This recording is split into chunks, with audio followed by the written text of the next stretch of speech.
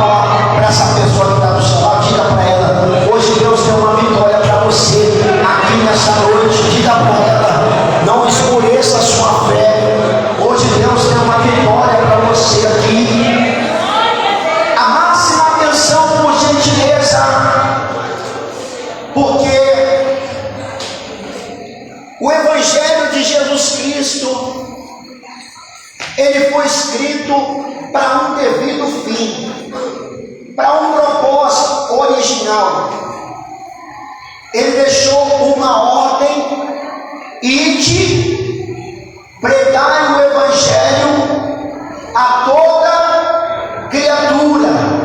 Aquele que crê e for batizado será salvo. Aquele que não crê será condenado. Então, o propósito do Evangelho a ser pregado é para que todo homem, para que toda mulher, para que toda criança, para que todo adolescente, para que todos os jovens possam ouvir a palavra da salvação, se arrepender dos seus pecados, se converter dos seus maus caminhos e entregar a sua vida ao autor e consumador da nossa fé, aquele que entregou a sua vida, aquele que derramou o seu sangue para a remissão de nossos pecados. Aleluia! E para isso, essas portas foram abertas, para que o maior número de salvos pudessem se apresentar diante do Senhor.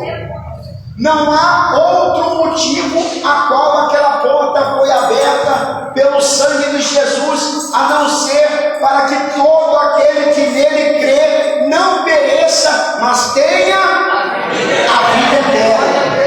Então a linguagem muda a partir do momento em que eu entendo o propósito do Evangelho, a partir do momento em que entendo o propósito da morte e da ressurreição de Cristo, começo a enxergar o Evangelho de uma forma diferente. O meu coração começa a ter sentido que existe uma posição de salvo e uma posição de condenado. Então o meu estado de espírito vai dizer qual é a minha posição na presença de Deus. Se eu estou em plena comunhão com Deus, estou em plena comunhão com a palavra, estou em plena comunhão com a igreja, eu estou em posição de salvo. Agora, se eu não estou em comunhão com Deus, se eu não estou em comunhão com a palavra e eu não estou em comunhão com a igreja, eu estou numa posição de condenação. Então logo a minha consciência, ela vai ser dilatada pelo poder da palavra, e o meu coração vai ser convertido pelo poder do Espírito Santo de Deus, que convence o homem e a mulher do pecado, da justiça e do juízo. Levanta a mão e diga aleluia! Agora nós vamos avaliar, porque estamos aqui como uma igreja. Que é a igreja de Jesus? Diga glória. E nós, nesta manhã, estávamos aqui em oração. E nessa manhã Deus me deu uma revelação muito profunda.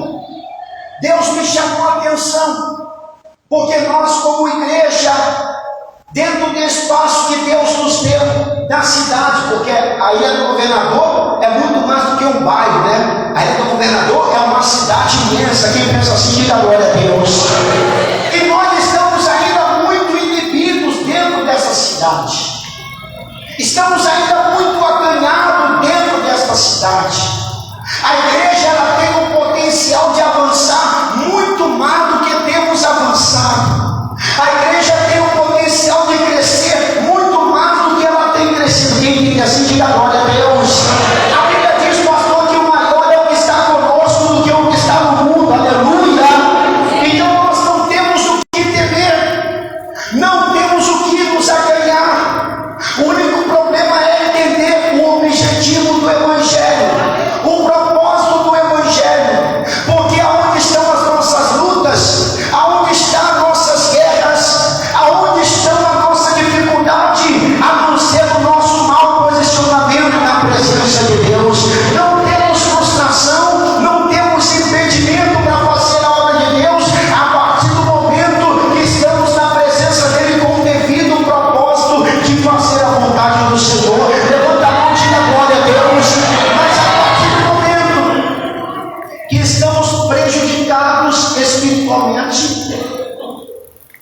perdemos o sentido do Evangelho.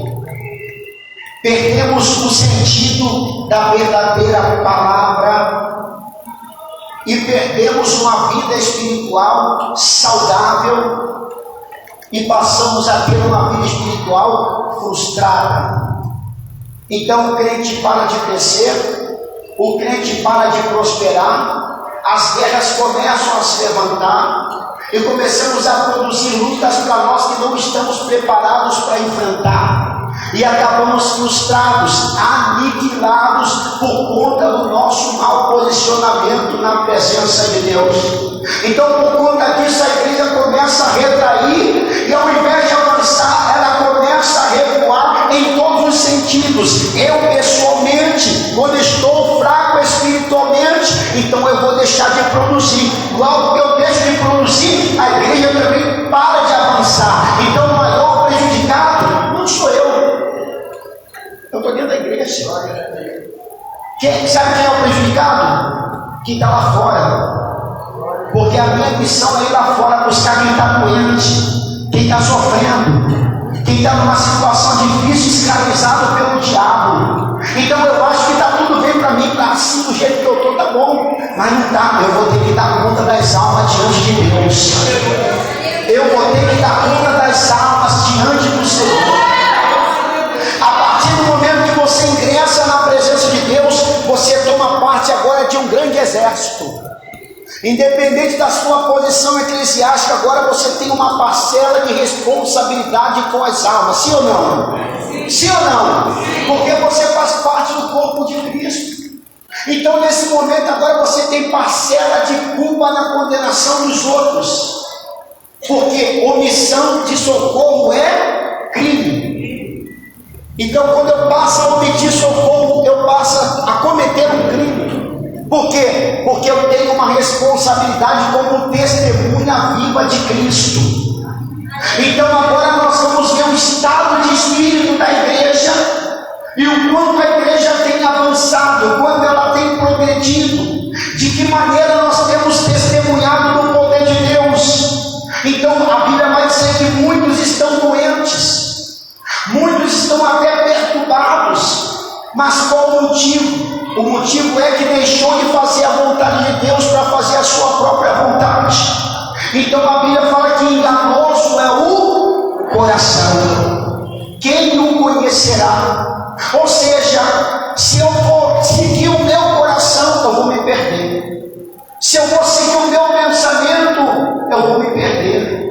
Porque a Bíblia diz que o Senhor Jesus deixou claro: aquele que quer vir após mim, negue-se a si, tome a sua cruz e... Então aí está uma determinação de Deus. Para quem quer servir a Deus legitimamente, para quem quer dar a vida eterna, para quem quer ter uma vida sincera na presença de Deus, então vai mudar a sua rotina, vai mudar a sua postura.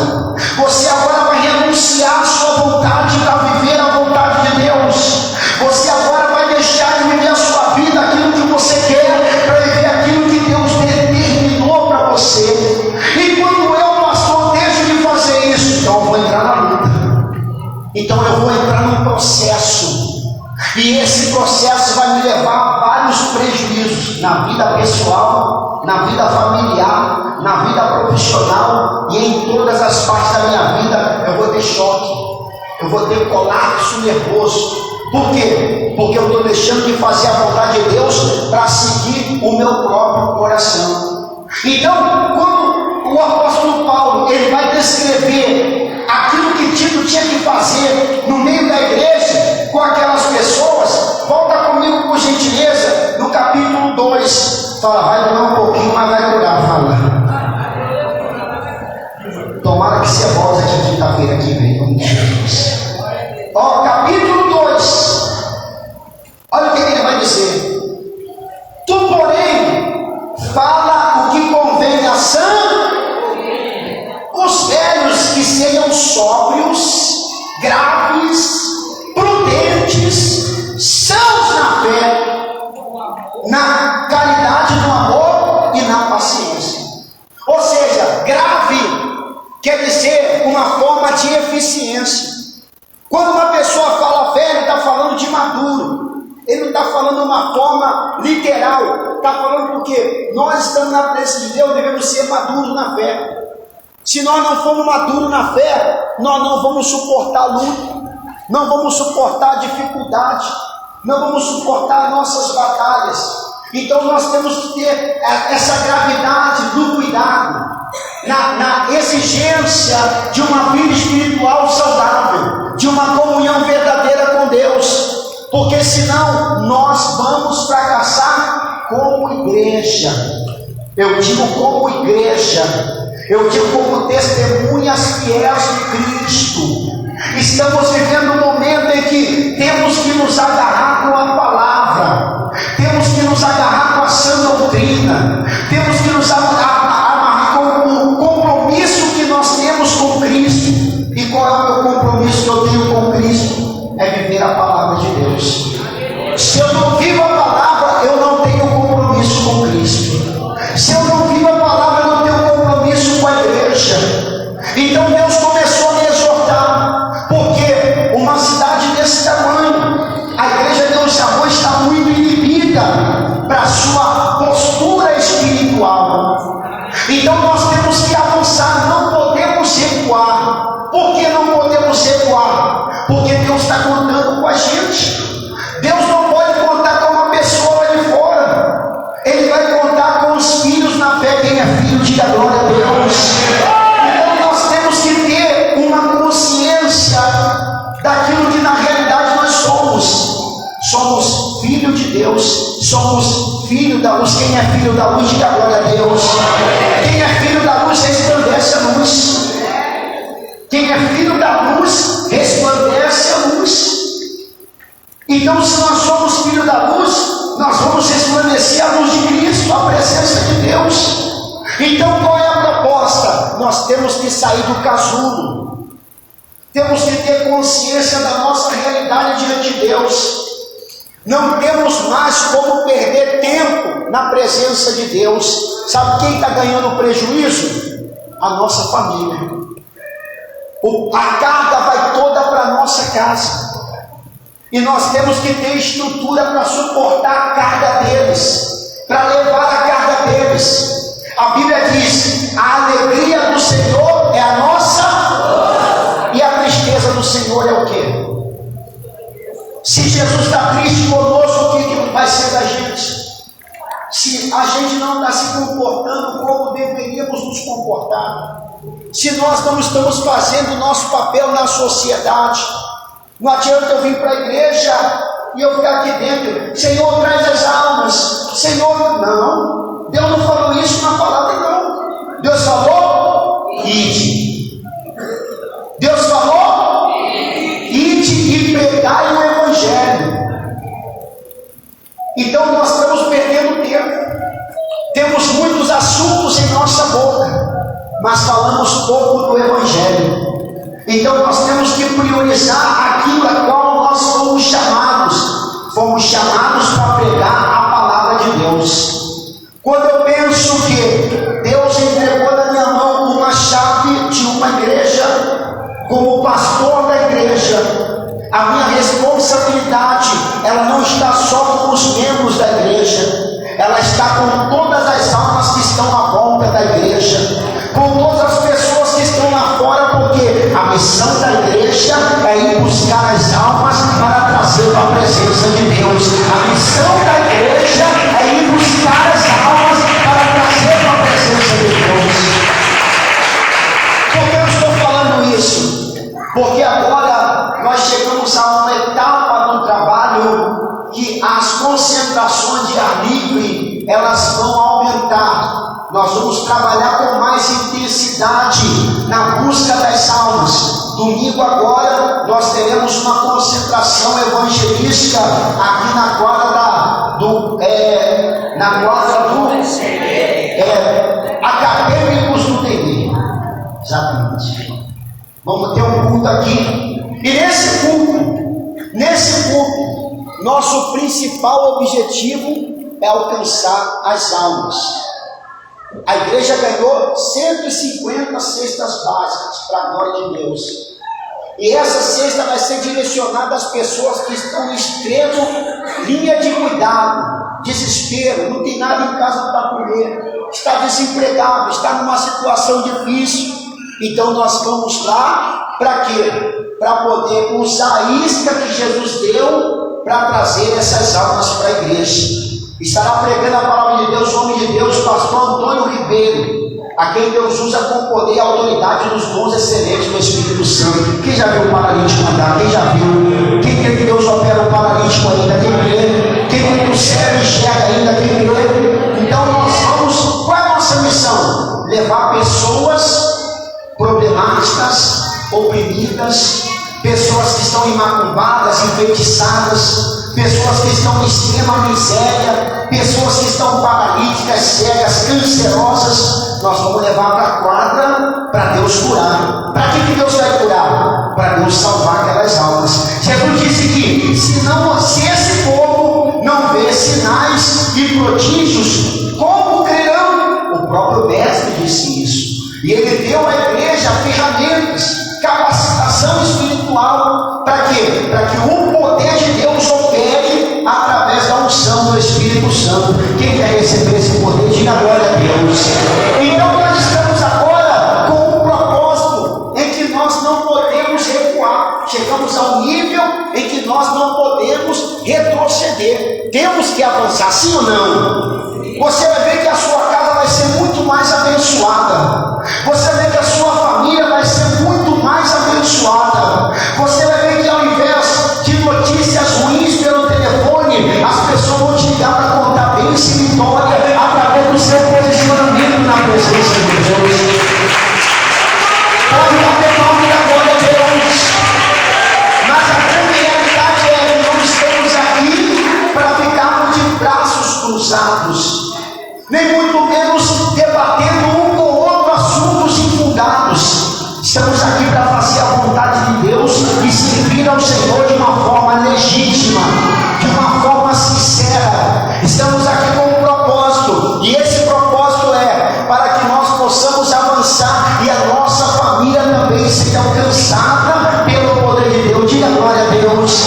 Então, nesse momento, Deus convida a sua igreja a ser uma participante da sua glória. Quem entende assim, diga glória a Deus.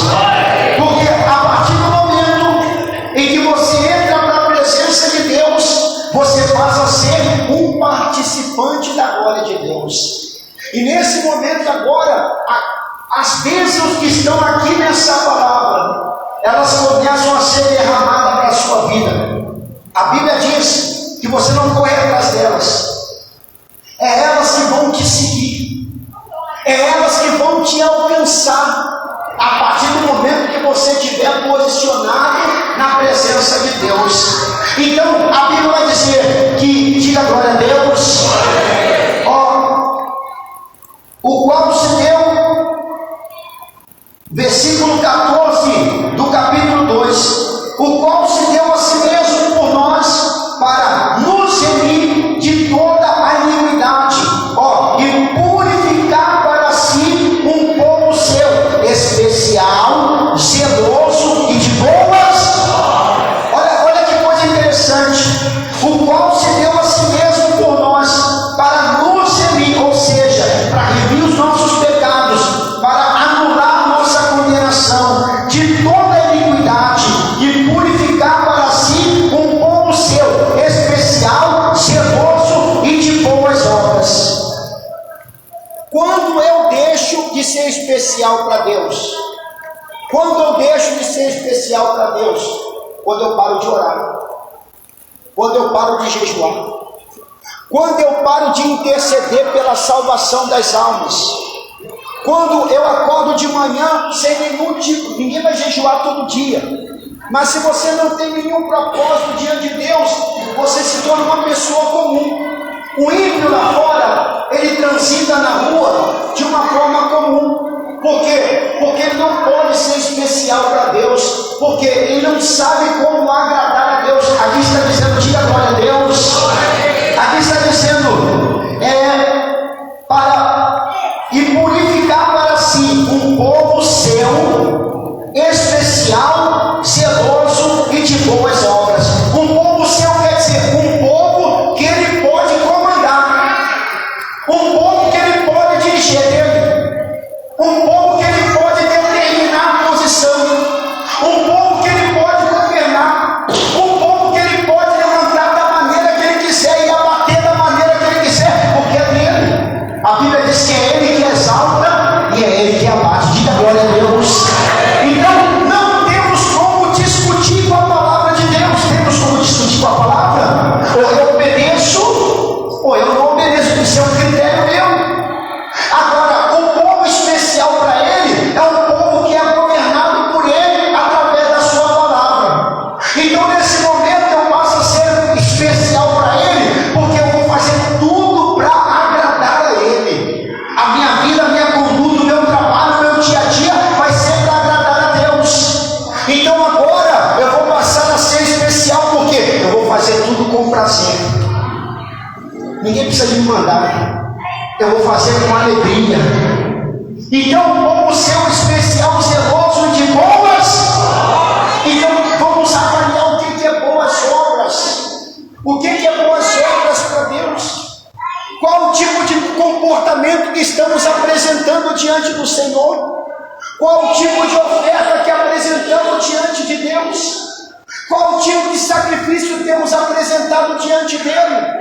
Então nós vamos avaliar que tipo de obras estamos apresentando para Deus. Um sacrifício vivo, santo e agradável a Deus, que é o nosso culto racional, ou seja, temos consciência do que estamos fazendo na presença de Deus, temos consciência da nossa posição diante de Deus. Hoje estou em posição certa, hoje estou em posição errada, hoje estou vivendo para agradar a Deus, hoje estou vivendo para desagradar a Deus.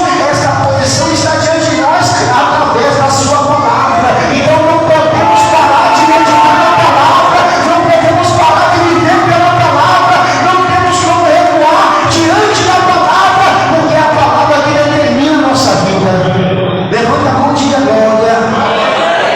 Então nesse momento, é um momento de reflexão para saber se eu estou sendo especial para Deus ou não. Se a minha vida, a minha conduta, a minha vida, meu dia a dia está sendo especial para Deus ou não. Se eu estou preocupado com a minha vida e estou deixando Deus para segundo plano, então eu não estou sendo especial para Deus. Se eu estou deixando tudo de Deus para segundo plano, então eu não estou sendo especial para Deus. E chegamos diante de Deus para exigir com a gente mesmo. Para exigir, sim ou não? Para querer, para determinar, para profetizar. Tem que saber se Deus está acima de baixo da profecia. É com a gente mesmo. Agora, vamos avaliar a nossa conduta hoje como igreja, como corpo de Cristo. Se nós estamos corretamente posicionados na presença dele, se essa é a realidade, temos que viver com ele. Então, se nós não tivermos essa consciência, essa concordância, a igreja vai continuar retrocedendo e nós vamos parar de crescer, vamos parar de prosperar. A igreja vai parar de desenvolver. Se a igreja para de desenvolver, a minha vida pessoal também para, a minha casa também para, a minha família também para. Então nós não podemos retroceder na fé, não podemos recuar na batalha. Diga glória a Deus. Olha o que ele vai dizer: as mulheres idosas, semelhantemente, que sejam sérias no seu viver, como convém, santas, não caluniadoras, não dadas a muito vinho, mestras do bem, para que ensine as mulheres novas a serem prudentes, amar e amarem seus próprios maridos, a amarem seus filhos e serem moderadas, castas, boas donas de casa, sujeitas aos seus maridos, a fim de que a palavra de Deus não seja blasfemada. Exorta semelhantemente os mancebos, são jovens, a que sejam moderados, em tudo te dá por exemplo de boas obras, na doutrina mostra incorrupção, gravidade linguagem sã e irrepreensível, para que o adversário se envergonhe, não tendo nenhum mal que dizer de nós. Exorta os servos, que são as pessoas que trabalham para outras, a que se sujeitem a seus senhores e em tudo agradem, não contradizendo, não defraudando, antes mostrando toda a boa lealdade, para que em tudo sejam ornamento da doutrina de Deus, nosso Salvador. Então agora nós podemos avaliar o nosso trabalho, a nossa casa e a nossa igreja. E nessa avaliação, Deus não vai procurar aparência, Deus não vai procurar eloquência, Deus vai procurar frutos. Deus vai procurar o que nós temos apresentado diante dele, as almas do Senhor. Aí a igreja, ao invés de crescer, ela regride. A igreja, ao invés de avançar, ela retrocede. Então nós vamos ver esses números no dia do batismo. No dia do batismo, nós vamos mostrar o número do trabalho da igreja, não do trabalho do pastor, porque estamos todos juntos num só propósito. A igreja cresce, todo mundo cresce. A igreja retrocede, todo mundo retrocede, porque estamos aqui como quem é corpo de Cristo, diga glória a Deus.